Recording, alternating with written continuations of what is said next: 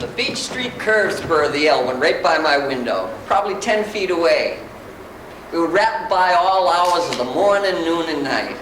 The play these actors are rehearsing is a work in progress, almost 100 years in progress, you might say, because the lives they are portraying have been rooted along Boston's southwest corridor for almost that long. Kids nowadays and all over are belly aching because they have nothing to do. And they're trying to build gyms and entertain them, basketball courts. We used to go up to Jamaica Pond and walk around 3 or 4 times a night and think it was a great night.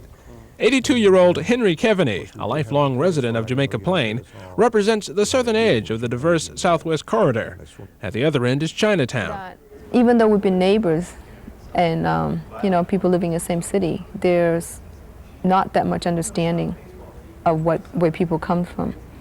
And because we don't have that understanding, a lot of time it leads to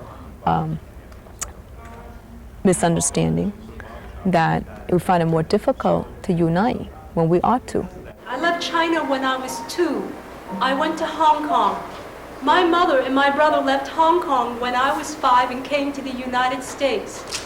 And I didn't join them until I was almost 11. The words that the actors recite are drawn from more than 30 interviews with people like Suzanne and Henry, the personal stories of young and old that are seldom shared and often overlooked.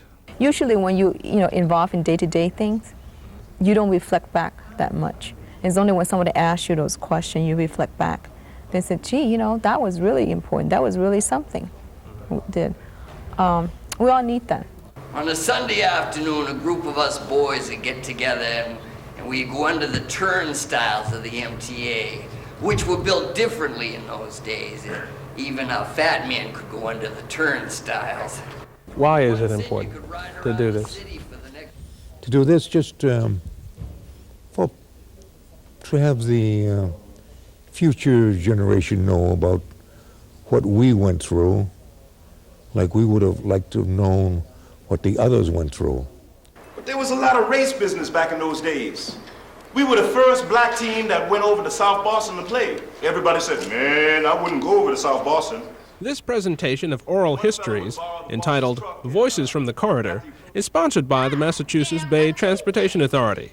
It will be performed free for the public tomorrow night and Saturday in the Tower Auditorium at the Massachusetts College of Art. I really want the community to come away with a sense that anything that they do is very important. It's very important to not only their lives, but other people who live around them. And it's important to share. For the 10 o'clock news, I'm Marcus Jones. I can recall seeing it for the first time